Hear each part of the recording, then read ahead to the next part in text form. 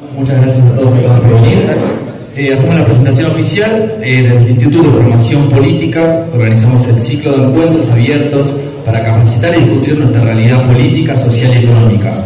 Este ciclo, denominado Liderazgo para el Desarrollo de Jujuy, está marcado en un contexto, el módulo 2 del contexto económico y social.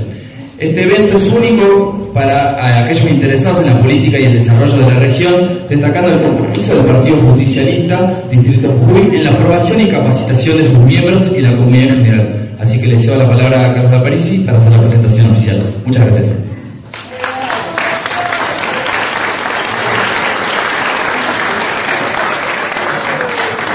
Muchas gracias. Vamos, Carlito.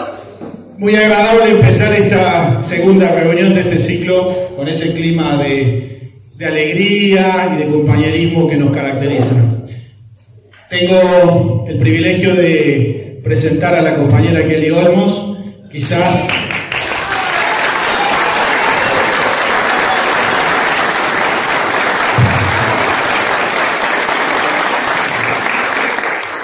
compañera que no necesita presentación sin duda en ninguna parte de la Argentina. También nos acompaña la senadora Carolina Moisés.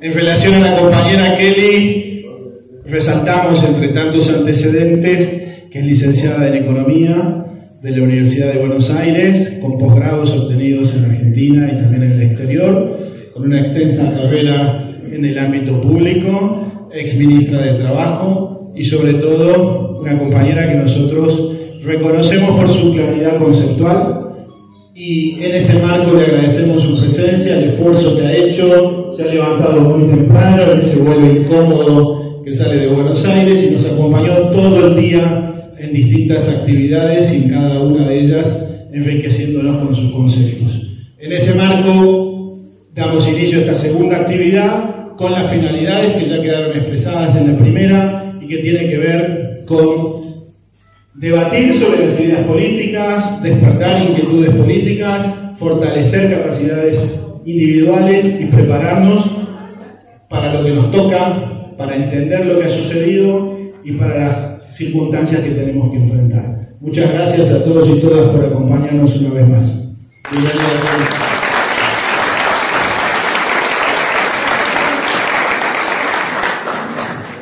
Bueno, buenas tardes a todas, a todos los compañeros acá presentes. Les agradezco mucho que me hayan invitado a poder compartir este diálogo con ustedes en el marco del ciclo de formación política que ha encarado el Partido Justicialista. La verdad que me une sobre todo con Carolina, con Carlos, un histórico afecto, mucha militancia y me une mucho también con la provincia de Jujuy, varios trayectos en los cuales estuve trabajando con compañeros que eran de acá, de la provincia, fundamentalmente el arquitecto Gustavo Multi, a quien acompañé como asesora cuando fue diputado nacional y con quien había militado en la misma organización juvenil en la década del 70. Así que, vuelvo a decir, nos une, como somos los peronistas, ¿no? Digamos, la razón y el afecto. Y para el peronismo la formación política ha sido siempre algo muy importante. Ustedes piensen que era tan importante que Perón, siendo presidente de la Nación y con todas las responsabilidades que tenía, sin embargo, daba él personalmente las clases en la Escuela Superior de Conducción Política. Y las clases que él dio en esa escuela hoy están en el libro que lleva ese nombre, Conducción Política. Y Evita también, digamos, daba clases ella en esa escuela, y las clases que dio Evita están editadas en el libro Historia del Peronismo. Pero Perón siempre, y Eva también, valorizaban lo que significaba la formación, no como una idea enciclopedista de transmisión de datos o de información, sino como una reflexión que nos ayudara a entender la realidad desde el lente de nuestra doctrina, es decir, desde el lente de nuestro sistema de valores.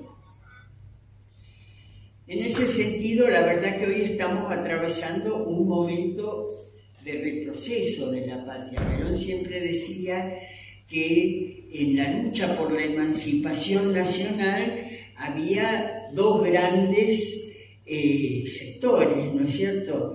El sector patriótico, que expresaba la primera junta, San Martín, Irigoyen, Rosas, Irigoyen, y él decía yo, y Perón, y por supuesto la antipatria o el sector cuyos intereses coincidían con el sistema colonial, con el sistema de considerar a la Argentina solo un lugar de extracción de sus riquezas, de sus valores, con el sentido de que contribuyeran al bienestar digamos, de los centros mundiales y no del pueblo argentino. Y en este momento tenemos un gobierno en la República Argentina que expresa ese proyecto colonial y implementa acciones de política que lamentablemente ustedes también han vivido previamente con la gestión de Morales, la contrarreforma constitucional que él llevó adelante, la represión que vino asociada a esa situación. Entonces, a mí me gusta, digamos, iniciar esta reflexión desde el concepto que para mí vivir en las aguas, que es el concepto del trabajo y el valor del trabajo, que se refleja también en el concepto de la justicia social, que ustedes sabrán, porque lo han escuchado, que el presidente de la Nación considera que la justicia social es una estafa, es un robo. Y él considera eso porque ellos intentan imponer la idea de que lo único que genera valor económico es el capital. Entonces, todo lo que se le sustraiga al capital es eso, una estafa, un robo, porque es el capital el que debe concentrar todo el valor económico que se genera. Y el trabajo es un costo, y como tal tiene que ser el mínimo posible. Esto también lo dijo claramente en su momento Macri, ¿no? Es un costo, tiene que minimizarse. Nosotros tenemos exactamente la concepción inversa. Para el peronismo, lo que genera valor es el trabajo. Solo cuando el capital se asocia al trabajo hay generación de valor. Eso lo dice además nuestra doctrina. En consecuencia, para nosotros, justicia social significa construir una sociedad donde el capital y el trabajo organizado discutan de ese valor generado cómo se reparte entre ambos. Y en ese sentido, para nosotros es muy importante que esa distribución del valor al capital y al trabajo se exprese en términos de derechos que hagan que el trabajador y la trabajadora puedan acceder a una vida digna, que sea el trabajo lo que dignifique su existencia. Y para poder pelear eso, el trabajador no lo puede hacer individualmente, porque el peso específico del capital y del trabajo es distinto. El capital tiene un nivel de concentración, de capacidad de imposición, que no tiene cada trabajador individualmente considerado. Por eso para nosotros la negociación tripartita, es decir, una negociación donde convoca el gobierno y participa el capital organizado a través de las cámaras empresarias y el trabajo organizado a través del sistema gremial, es el método adecuado para discutir esa distribución. Y solo se puede hacer cuando el trabajo discute esto de una manera organizada.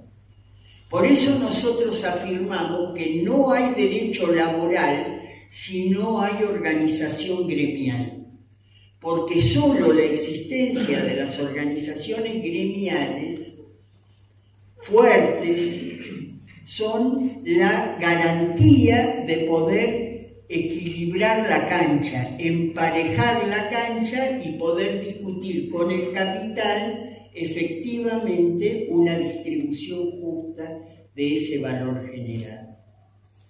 Entonces, ¿ellos qué hacen? Inmediatamente intentan exactamente lo contrario. Van contra las organizaciones gremiales y contra los derechos laborales. No les alcanza ir contra el derecho laboral, porque solo si debilitan a las organizaciones gremiales pueden efectivamente debilitar el sistema de derechos. En el caso del actual gobierno, ustedes lo han visto, apenas asumieron, sacaron el DNU 70. El DNU 70 tiene características que han hecho que un espectro muy amplio de constituyentes, no solo peronistas, de distinto signo político, algunos profundamente antiperonistas, han dicho que es un intento encubierto de reforma constitucional y en consecuencia es nulo de toda nulidad por su inconstitucionalidad. Esto lo tiene que declarar la Corte Suprema, que se da su tiempo para eso, y si no lo hace la Corte Suprema, previamente también lo puede hacer la política a través del rechazo de dos cámaras. Ya lo rechazó la Cámara de Senadores y falta la posibilidad del rechazo de la Cámara de Diputados.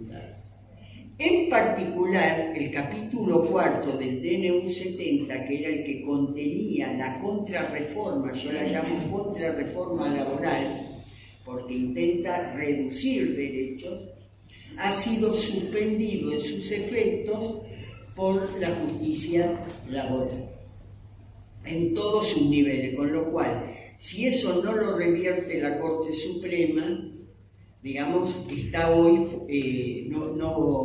no tiene imperio hoy, no rige, efectivamente. ¿Y qué vemos nosotros de ese capítulo 4 que ahora ha sido incluido en esta media sanción de la ley bases en la Cámara de Diputados? Primero, que intenta debilitar, disolver la frontera entre trabajo formal e informal. Es cierto que en la Argentina no todos las y los trabajadores tienen derechos, porque cada vez que gobierna un gobierno neoliberal empobrece al conjunto económico nacional y obliga a que un montón de empresas pasen a un proceso de subsistencia y como tal en ese proceso de subsistencia viven en el negro y tienen sus relaciones laborales en negro. Y cuando nosotros volvemos al gobierno y queremos revertir eso, entre las restricciones que nos dejan y las condiciones que tenemos que afrontar, lamentablemente nunca llegamos a poder revertir completamente esas consecuencias de esa gestión de debilitamiento y de endeudamiento, etcétera, que generan los gobiernos liberales. Entonces, con la excusa de que no todas las trabajadoras y trabajadores tienen derechos, emparejan tratando de quitarle derechos al conjunto que sí ha podido acceder. En vez de como nosotros que intentamos que los que no tienen derechos pasen a tener derechos, ellos lo que hacen es igualar, generando una situación de debilitamiento del sector formal de la economía. Entonces, por ejemplo, quitan la sanción de las multas, que es una sanción que se aplica en la justicia al empleador que ha tenido trabajadores no registrados, pero que no va al Estado. Es una compensación que ha previsto la ley para que aquellos que han trabajado fuera del sistema de derechos puedan tener una especie como de recompensa, de indemnización por haber atravesado esa situación. Y también, digamos, para las microempresas, que hasta 5 trabajadores, que efectivamente son las empresas donde se concentra más la informalidad, lo que hacen es crear un eufemismo, una figura del colaborador, que lo que hace es considerar que el que trabaja en una microempresa no es un trabajador con derechos. Es como si fuera un sistema, no lo es, ¿no?, pero cooperativo, donde todos voluntariamente adhieren a un sistema sin derechos, digamos, un sistema de monotributismo, etcétera, que es una formalidad, pero que no tiene todos los derechos que tiene el trabajador formal. Y también lo que han hecho es impulsar un sistema de debilitamiento del sistema gremial, que es el que tiene que defender los derechos, por un lado, transformando en acciones penalizadas, acciones del Código Penal, el derecho de huelga o el derecho de protesta bajo determinadas condiciones, o generando condiciones de excepcionalidad para un universo muy amplio de sectores donde quien quiera ejercer el derecho de huelga tiene que garantizar una guardia del 75% de los trabajadores o del 50%, depende de la actividad, lo cual objetivamente diluye el derecho de huelga que está instituido en el artículo 14 bis de nuestra Constitución Nacional. Entonces, el otro mecanismo que también han previsto es el mecanismo de debilitar la capacidad de recaudación de los gremios, limitando el aporte voluntario. ¿Qué es el aporte voluntario?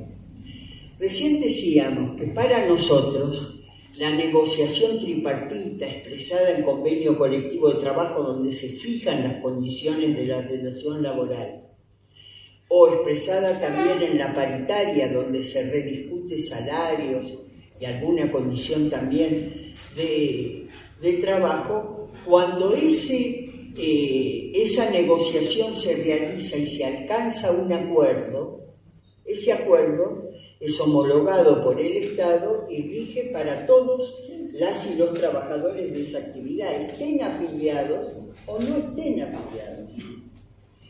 Y entonces, lo que se ha instituido es un aporte voluntario que se recauda de todos los beneficiarios de la negociación una sola vez, en el momento en que se hace esa negociación, y que contribuye no solo a fortalecer la organización gremial, permitiendo que preste servicios que hacen a la dignidad del trabajador, como por ejemplo los servicios recreativos, deportivos, para la familia del trabajador, y también de vacaciones. Ustedes vieron que es un orgullo del peronismo que nuestros gremios tienen excelentes hoteles, lugares de de deporte, etcétera, que individualmente cada uno de nosotros no podría pagar, sino que además ese recurso va a otra condición muy importante que desarrollan los gremios, como es la capacitación laboral.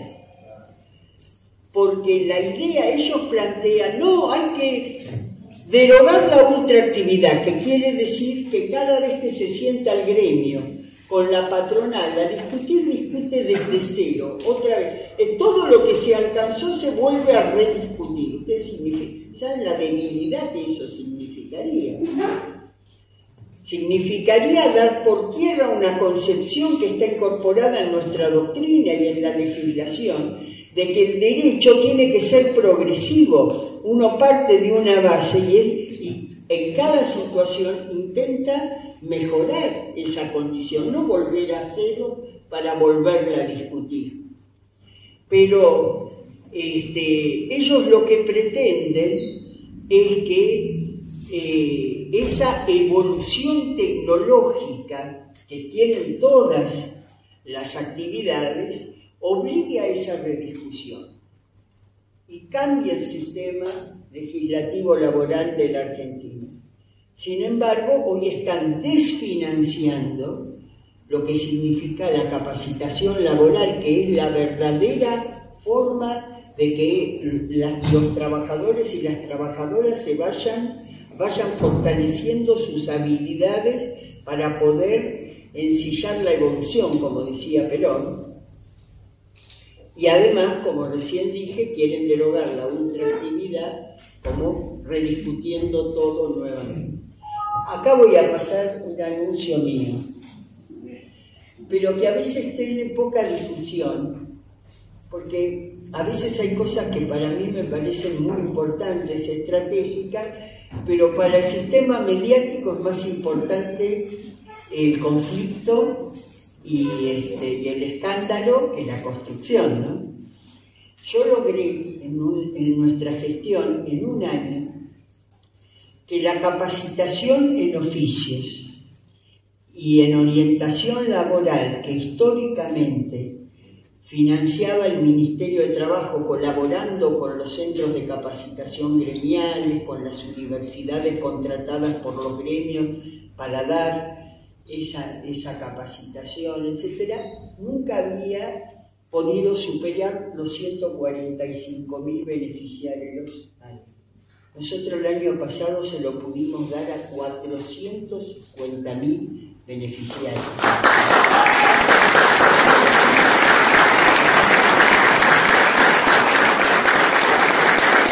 Y eso lo hicimos porque no solo movilizamos a convocar a trabajadoras y trabajadores para formarse con los gremios, sino que también pusimos en valor el sistema de agencias territoriales que tiene el Ministerio de Trabajo y los convenios con las oficinas municipales de empleo que nuestro ministerio tiene, digamos, y que esta gestión actual está desarticulando completamente. Así que bueno, esto es para entender ¿por qué la importancia de la organización gremial?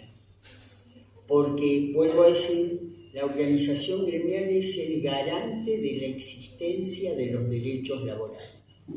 Y por eso estigmatizan a las organizaciones gremiales y estigmatizan a sus dirigentes para poder debilitarlos y que de ese valor económico que se genera sea el sector empresario el que más pueda capturar una proporción mayor. También estábamos recién conversando con algunas compañeras sobre el tema de género. Vieron que el actual gobierno está en contra de cualquier tema referido al derecho de las mujeres. Nos estigmatizan, dicen que pretendemos cambiar el lenguaje, incluimos mujeres y varones en la exposición o hablamos en etc. Pero acá compañeras, compañeros, también hay una clara discusión de intereses. Lo formal es lo menos importante.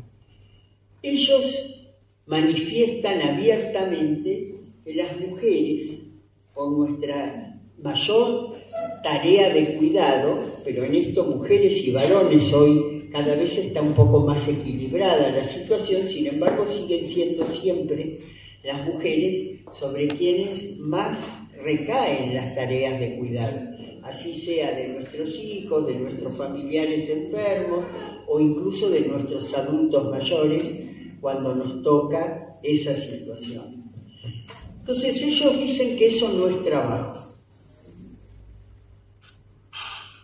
Es más, las cuentas nacionales de las economías no calculan el valor que genera esa tarea de cuidado que realizamos mayoritariamente las mujeres. Y vieron que Milei dice, no, mi mamá nunca trabajó. Y eso lo dicen muchos y lo repiten. Sí, es cierto, es probable que muchas de estas mujeres no hayan trabajado con sueldo, pero no que no han trabajado. Y es más, ha habido economistas que han hecho una estimación de cuánto vale económicamente la tarea que se realiza en la economía del cuidado en los hogares. Y eso se puede calcular por costo de oportunidad, es decir, si yo no tengo quien pueda cuidar, tengo que contratar a alguien que haga esa tarea. Es decir, que hay una manera de valorizar cuánto es la generación de valor por esa tarea. Entonces, en la Argentina las estimaciones dan que esa economía del cuidado aporta al producto cerca del 12% del producto. Prácticamente es el sector que más aporta al Producto Nacional. Imagínense la redistribución de ingresos que significaría retribuir económicamente esa tarea. Y por eso ellos la niegan, porque cuando uno oculta una situación, es más fácil apropiarse del valor que esa situación genera. Y es lo que han hecho. El empresario que contrata a una trabajadora o trabajador, y ese trabajador que puede ir a trabajar porque en su casa su mujer está cuidando, por ejemplo, a los chicos. En realidad el empresario, por el salario del varón, está haciendo trabajar a 2 personas. Por eso cuando nosotros, los peronistas, hemos hecho leyes de jubilación, donde hemos permitido jubilarse a las amas de casa, nosotros no hemos estado regalando nada. Hemos generado la condición de redistribución y de retribución que corresponde a las mujeres que han estado desarrollando esa tarea a lo largo de toda su vida. Y que como corolario de esa vida no pueden llegar a la tercera edad y no poder disponer de un peso para tener una tercera edad digna. Entonces, las moratorias que hemos generado para poder generar esas retribuciones y los conceptos que hemos incorporado, haciendo que se pueda considerar como doble año el año de cuidado de los hijos, y si ese hijo o esa hija tiene una discapacidad, incorporar un valor adicional, etc., no es plan platita, no es repartir por regalo o por demagogia, es construir justicia social. Porque para nosotros la justicia social es el modelo de sociedad al que aspiramos. Porque si no hay justicia social, lo que no hay es dignidad del ser humano.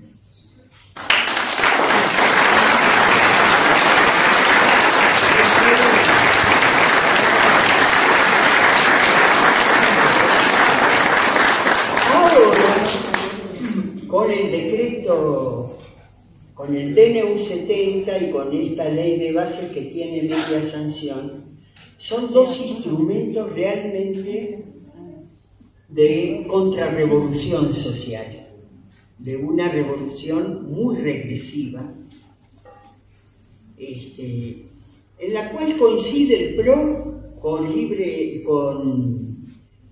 la Libertad Avanza, o los libertarios, como ellos se definen. De hecho, están haciendo un gobierno de carácter conjunto y lo que está haciendo Milei es lo que dijo Macri, lo mismo pero más rápido. Y los equipos de gobierno incluyen a la gente que era de Juntos por el Cambio.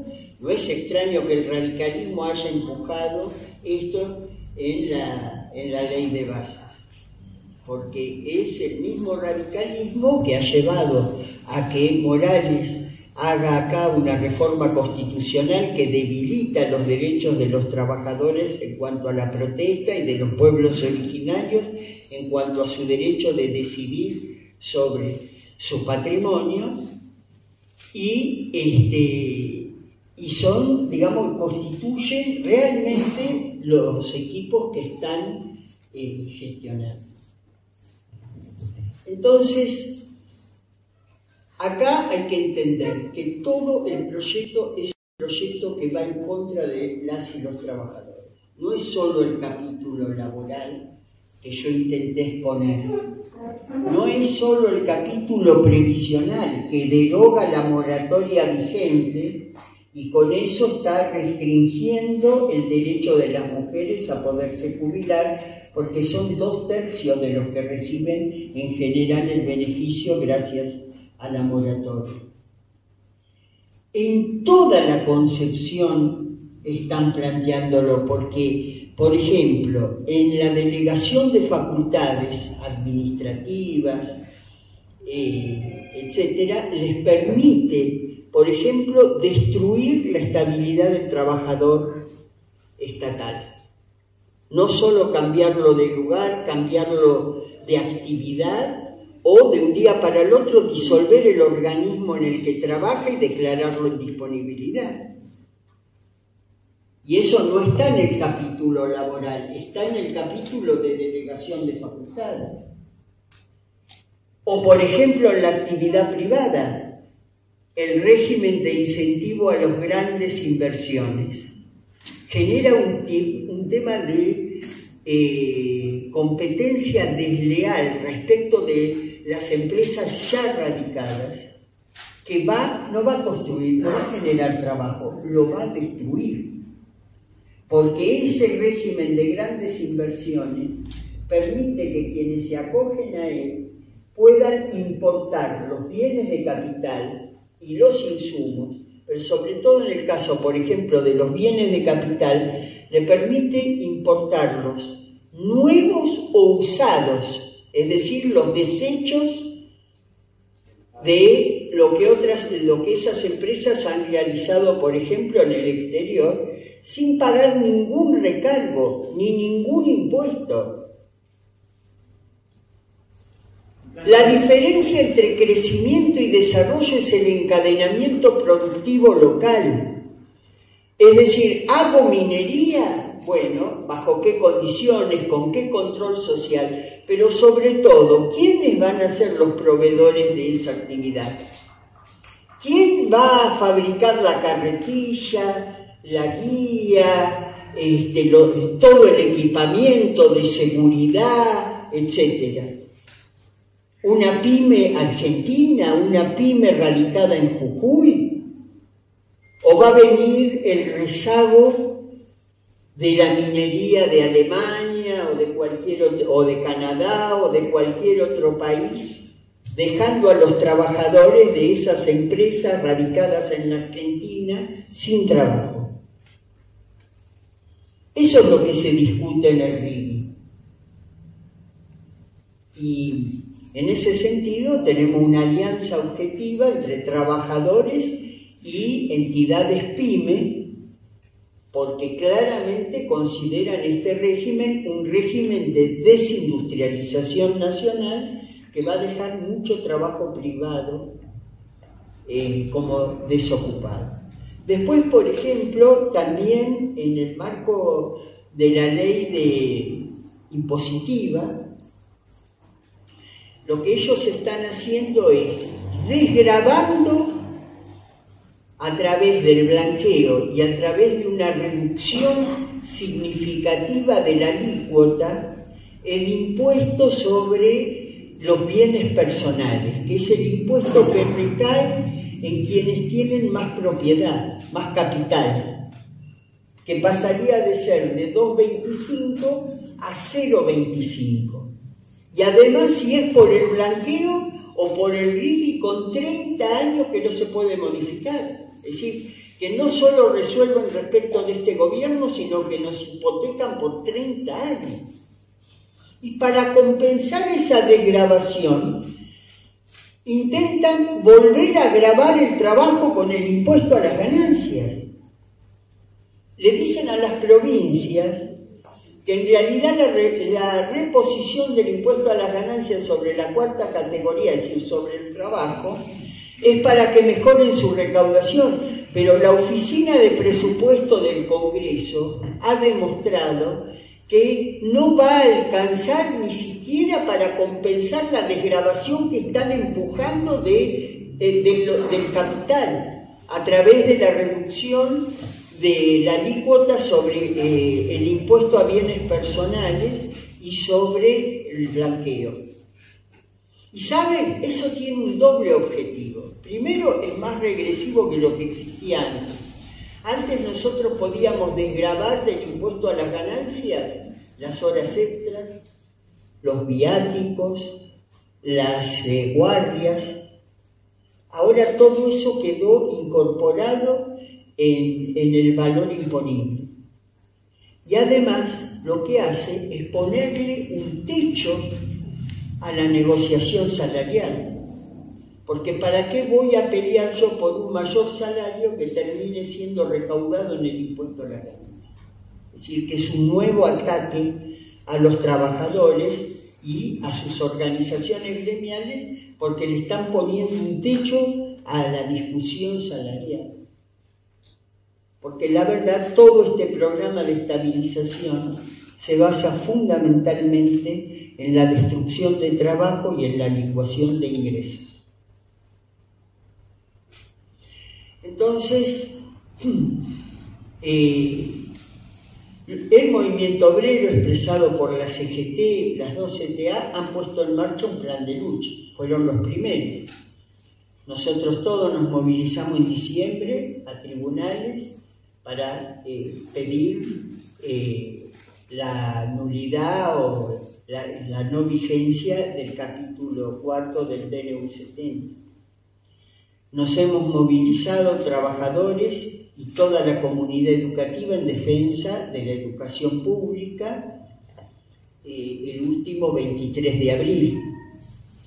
Nos hemos movilizado junto a las mujeres, la diversidad el 8 de marzo, junto a todas las fuerzas democráticas el 24 de marzo.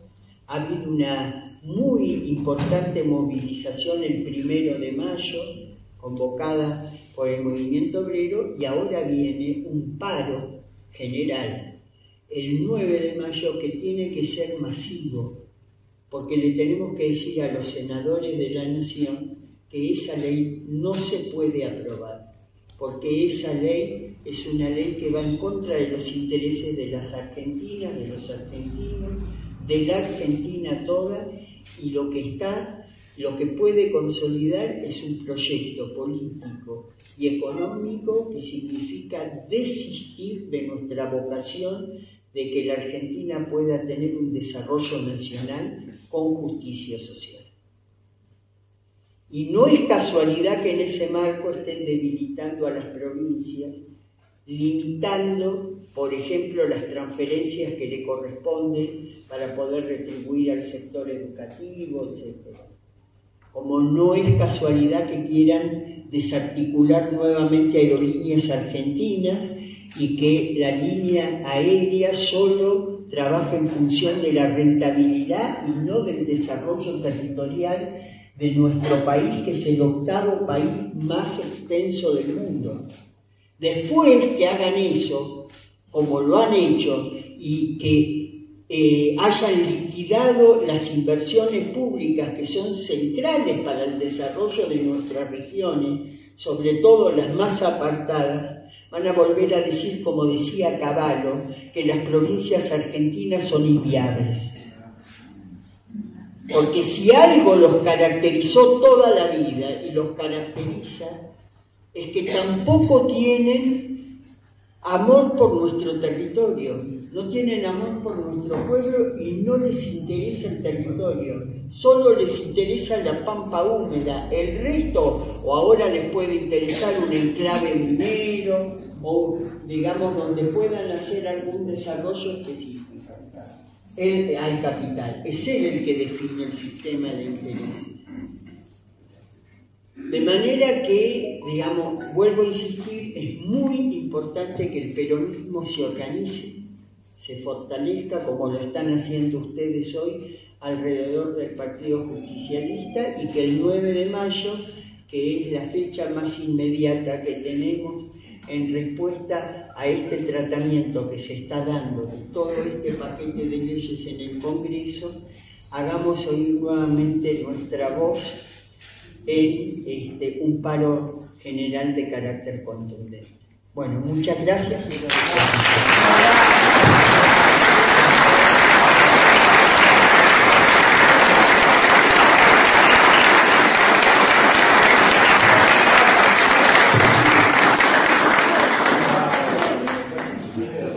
Bueno, muchas gracias, Kelly.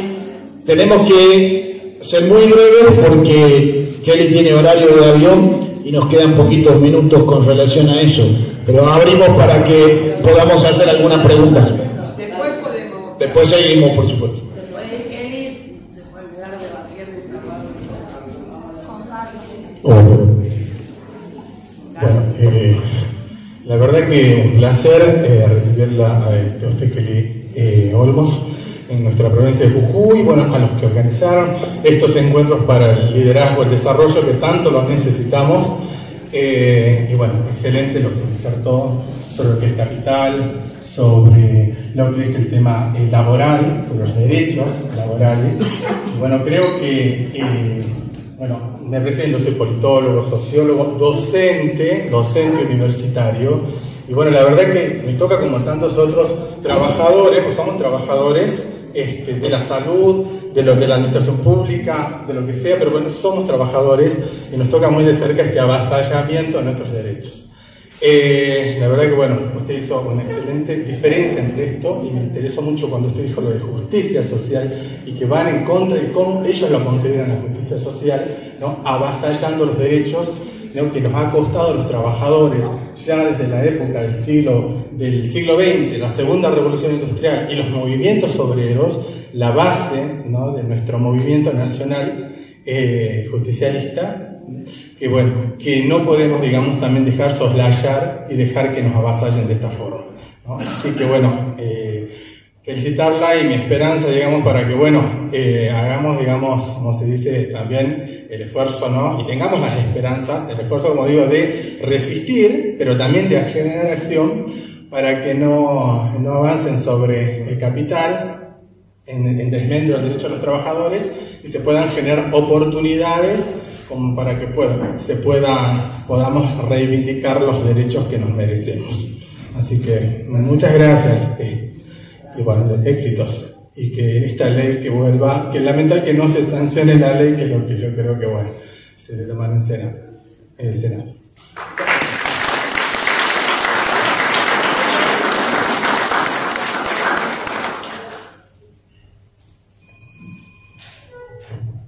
Bueno, muy buenas tardes, mi nombre es Álvarez Noemí, soy secretaria del Interior del Ciudad Jujuy.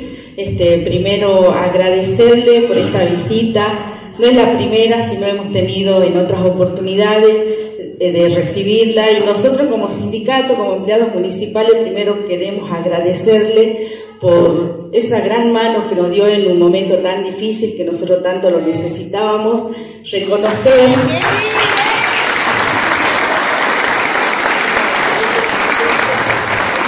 Reconocer porque en función se ha comportado como lo que verdaderamente nosotros necesitábamos, y la verdad que los municipales jujeños nunca nos vamos a olvidar. Agradecerle nuevamente que esté aquí, festejamos crear conciencia, estar nuevamente unidos, que la muchachada, que los muchachos, las muchachas empiecen a unirse para poder volver a retomar la lucha como se debe y no dejar perder los derechos que nuestro general nos dejó con mucho esfuerzo y sacrificio en esos años que se pelearon y lo logramos, así que hay que seguir defendiendo esos derechos. Muchas gracias.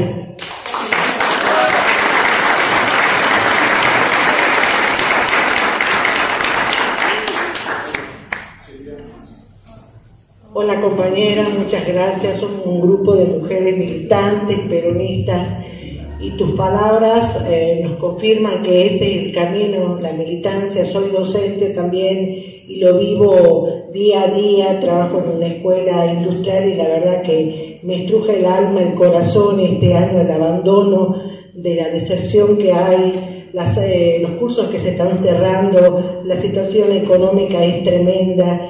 Y la verdad que no vemos ninguna mirada optimista desde lo nacional, y lo único que nos queda y nos va a salvar lo que nos enseñó el general, que es la lucha colectiva y sobre todo afianzar y seguir trabajando levantando las banderas de la justicia social y sobre todo las mujeres, que vos sabés que la militancia aquí, además de la mayor cantidad que somos, siempre estamos presentes. Carolina lo sabe, hemos acompañado y seguiremos apoyando y acompañando siempre dentro de nuestro querido PJ. Bienvenida a Jujuy y siempre te sigo y muchas gracias.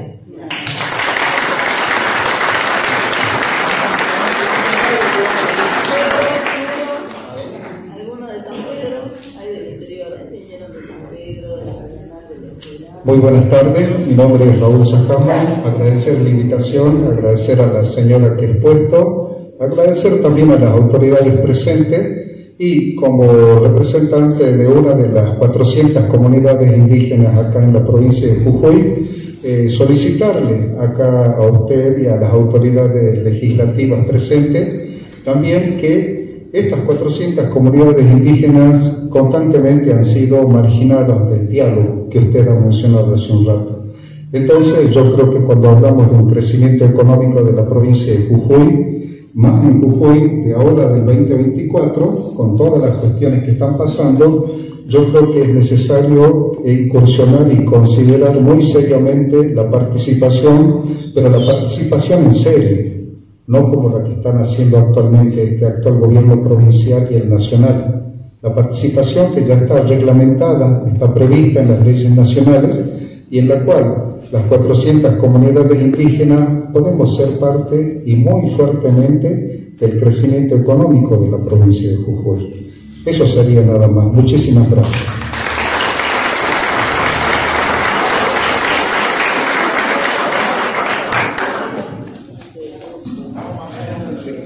Sí, cortito.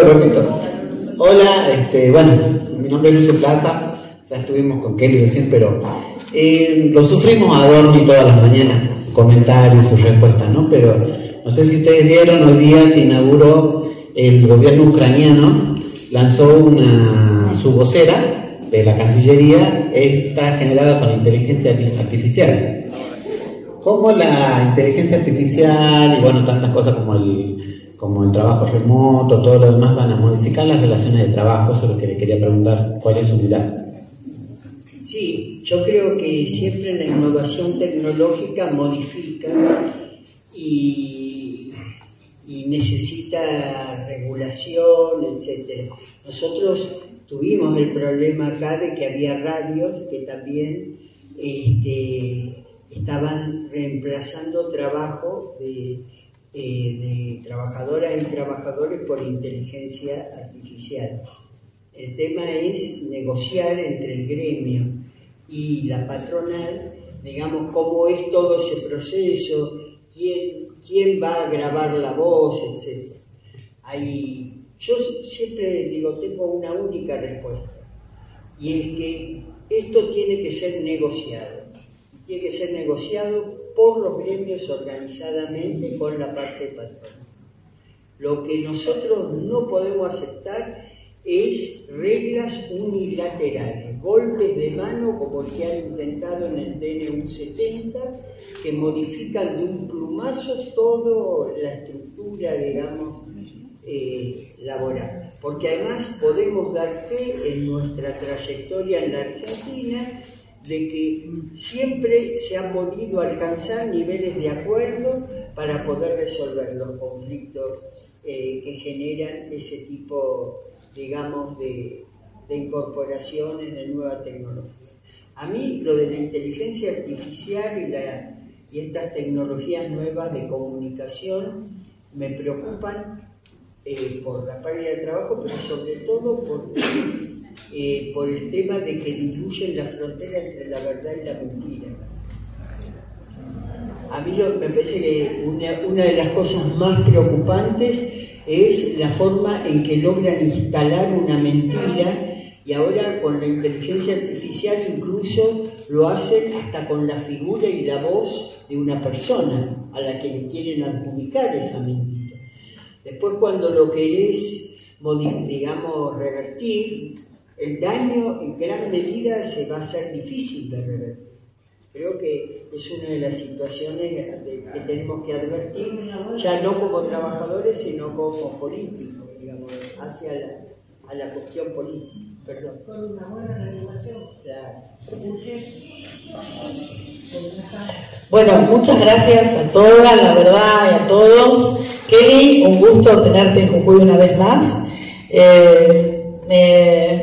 Me hizo acordar la compañera del CEUM que hay tareas que nos tocan realizar y que en ese caso hemos sumado fuerzas y responsabilidades también, porque esa era una deuda histórica de un sindicato pero tradicional. ¿Cuántos años? Del 75. Y la compañera Kelly le firmó la personería jurídica después de tantísimos años y lo hizo de una manera tan despojada de intereses secundarios y con la convicción de que debía hacer lo correcto con ese sindicato. Y la verdad que es uno de los más combativos. Por ahí anda el doctor Moisés, y te puedo asegurar que le incendiaron la municipalidad cuando era intendente, literal, lo secuestraron y le incendiaron la municipalidad. Pero también nos toca superar etapas. Y mira cómo eso que pasó hace muchos años, esa falta de entendimiento, esa época crítica de Jujuy, donde también los excesos de un lado, la falta de escucha del otro, un contexto político complejo, nos terminaba enfrentando. Han pasado los años, a mí me tocó como diputada nacional, a ustedes tener el reiterado planteo de la personería jurídica, y la encontramos a Kelly en el ministerio, una mujer que realmente, creo que todos se van a llevar esa apreciación, es un gusto escuchar, porque a veces encontramos cuando la oímos que mucho de lo que ella dice es nuestro pensamiento, pero no somos plenamente conscientes de cómo ordenar esas ideas o cómo contrastarlas cuando vemos la realidad o cuando vemos las noticias o cuando vemos las decisiones que se van tomando. Por eso para mí era realmente importante que este ciclo de formación política que estamos generando en el partido y que va tomando una relevancia a la cual no solamente les agradezco, sino que les multiplico la tarea para que ustedes puedan convocar a otros compañeros y compañeras o no, que realmente necesitamos llenar esta casa no solamente de alegría, de calor, de lo lindo que ha sido, lo bien que hace cantar, ¿no? O sea, a mí me cambió el humor cuando entramos y cantamos, y cómo uno se predispone de una manera mucho más positiva, a pesar de la realidad tan difícil, tan negativa, tan compleja, que nos llena de incertidumbre cada día.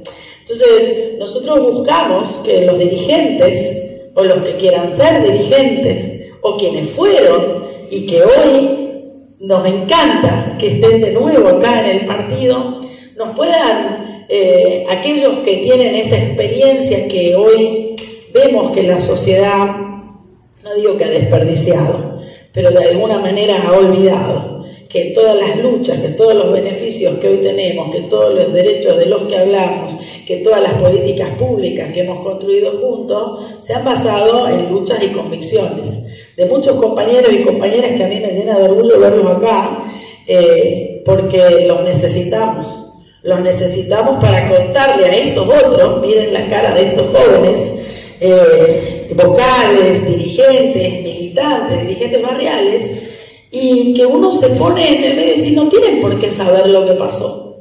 Entonces, ¿de quién es la responsabilidad también compartida de ellos de aprender, de interesarse, de formarse como ciudadanos y como dirigentes, pero también de las otras generaciones, de transferir el conocimiento, la experiencia, como tan claramente lo hizo Kelly hoy con nuestra doctrina? Porque en definitiva esa doctrina y ese afecto que nos une como peronistas tiene que terminar en la construcción de un sentido común, de un razonamiento colectivo que nos permita entender la realidad de la misma manera, y por eso es tan importante formarnos. Miren, si algo en este último tiempo he podido rescatar es demandas de mucho tipo, demandas de trabajo, de contención emocional, porque otra cosa mucho no podemos hacer, porque muchísimos compañeros y compañeras se han quedado sin trabajo en estos 3 meses, pero de una manera abrupta, y en esta casa creo que tenemos que darle la bienvenida a esa lucha colectiva, a esa construcción de un sentido común que nos permita buscar objetivos superadores de las cuestiones individuales, o como también dijo Carlos y Kelly y las compañeras y compañeros abogados, hoy los felicito porque realmente ha sido un lujo una reunión que tuvimos donde tenemos cuadros técnicos que realmente quieren ser protagonistas de lo que les toca. Y en esa lucha colectiva estarán los sindicatos con su rol, estarán los militantes con el suyo, estarán los cuadros técnicos que los necesitamos para evaluar, estudiar, analizar estas leyes, estos decretos, como lo hicimos con la reforma constitucional. Y el compañero que habló de las comunidades aborígenes, de los pueblos originarios, o sea, cómo fue una de las banderas más emblemáticas que todos nos apropiamos.